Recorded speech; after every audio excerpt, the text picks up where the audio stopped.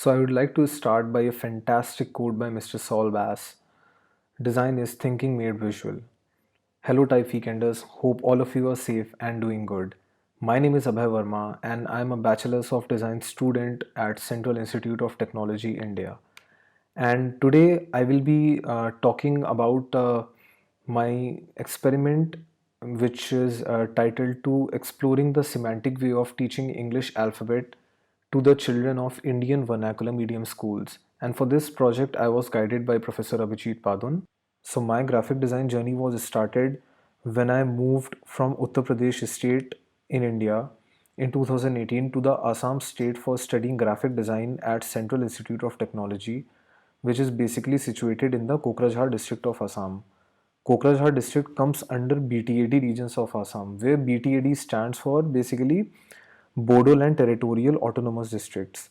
These are the districts which are specifically allocated by the state government for the betterment of a specific tribal group known as Bodo tribe. So before moving further, let me tell you some facts about Assam and about the Bodo tribe as well. So there are multiple different communities in Assam such as Ahom, Boro, Garo, Karbi, Mishing, Hojai and many more, and they have amazing culture. And this project of mine is based on the Bodo community of the northeast region of India.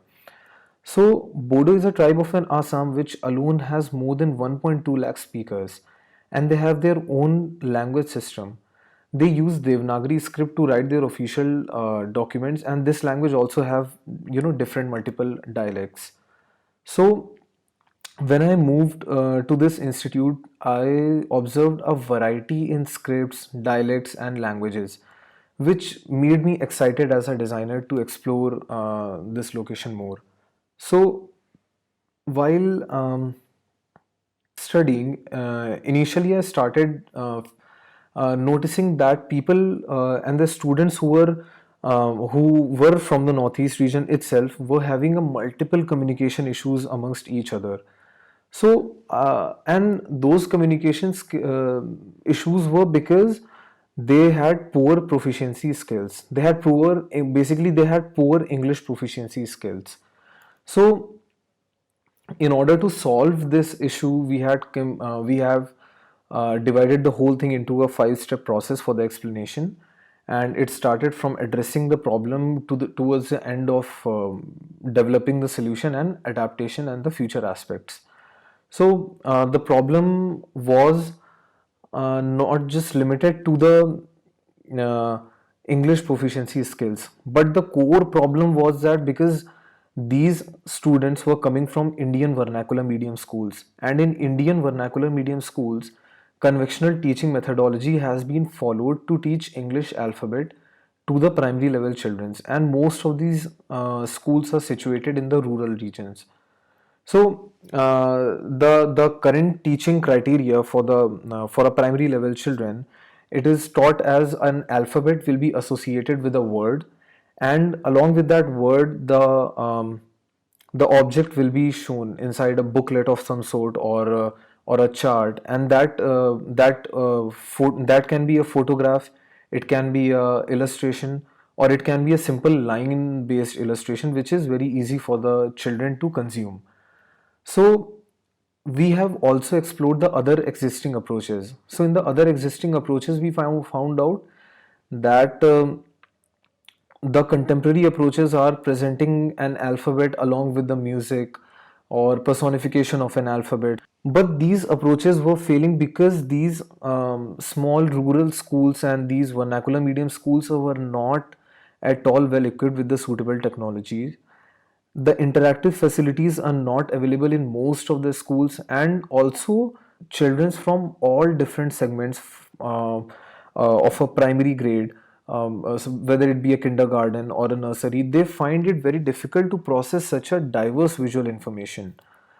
So the whole situation, the whole thing can be boiled down into two different things, two different aspects.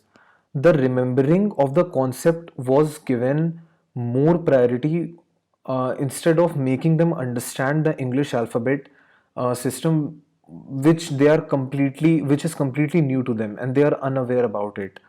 So, with the unsubstantial foundation, it is almost impossible for them to practice the English speaking in their daily operations. And when they won't be using English in their daily operations, they won't be able to further enhance or develop this practice and further develop their skills.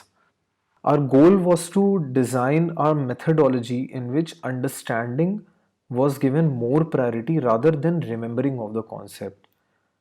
So by understanding in this concept, I mean association of an alphabet, of the alphabet system, or let's say for a particular letter, association of a letter with physical objects, primitive shapes, and by adapting to a teaching and learning process. We had three, like we started with the with our first approach, and then we kept on refining. So there are three different approaches. So before moving on, let me describe that what is semantic typography. So let's say CLOCK, clock. So inside the word itself, the word is embedded. So it makes sense. It acts as a word and it acts as a visual information as well. So in our first approach, the alphabet was embedded within an image like this. So if C for comb, so the comb was embedded within the alphabet itself, and A for ape, so within the illustration of the ape, within the imagery of the ape, the A was formed. In our second approach, we decided to present the physical object along with the with these alphabets. But for C for comb, the comb can be brought into the class and uh, taught that this is comb, and it can be shown that this is a physical comb. But this is not possible in the case of ape. So again, why these approaches didn't solve the problem entirely, because children were also unfamiliar with most of the objects. They have never seen an ape. They most of these children belong to a rural regions, so they have never seen an ape or a flamingo or any other object or any other object or creature. So they cannot relate and remember the English words coupled with the provided objects. What was happening is children were being taught English alphabet by using English words and then associating those words by the foreign objects. So we needed to solve this problem. So we went ahead for moving towards our approach third, and we went ahead for the exploration. We went nearby the town, nearby the rural region, and we grabbed a couple of objects. We clicked the pictures of the locally handcrafted objects, and basically all of those things with which these kids are familiar with. They should not these objects should not be new to them, otherwise they won't be able to grasp the concept. So then after collecting all the photographs, we started sketching and tried to figure out the shape of the alphabets within the shape of the objects as well. So in the initial survey, I went with along with a couple of volunteers. So we gave them the sheets and sheets of paper, markers and sketches, crayons, and we asked them the standard alphabet order, the 26 alphabet order, and most of the students were not able to recall the standard alphabet order. They were not able to remember the objects or the words associated with the alphabet, such as C for cat or clock. We found in the initial survey that we what we needed to do is we need to develop a sort of a methodology in which the English words and foreign objects were replaced by the Bodo words.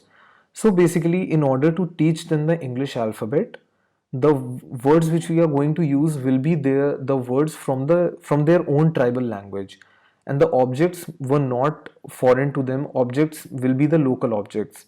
So in the final solution, I have designed the expressions in which the alphabet was embedded within. So let me give you the examples of few semantic expressions. So as you can see here, A for Anjur, which means rat in Bodo language, and B for Bere, which means bee in Bodo language. Along with in the chart which we had used to teach the children for the experiment, in that chart, this particular A along with the photograph and along with the English word, then Bodo word, then Devanagari, and all three of them are written. And also the steps to make to draw the alphabet are also shown. So the children can use these three steps to immediately draw the alphabet, and they will learn to draw the alphabet, and it will be even more fun if they can use the same steps to draw not only the alphabets but also the image of the word which is associated with them. And it is also very consistent for the teachers as well. And as you can see, they were able to very successfully tried their best to draw the best possible shapes as A and B, and they used, most of them used found that the three-step process is pretty easy, and they were able to learn the steps, and they were able to learn the word, the alphabet, and along with the photograph.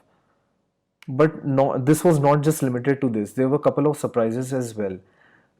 Children found this very interesting, and they started developing or altering their these semantic expressions which we have taught them.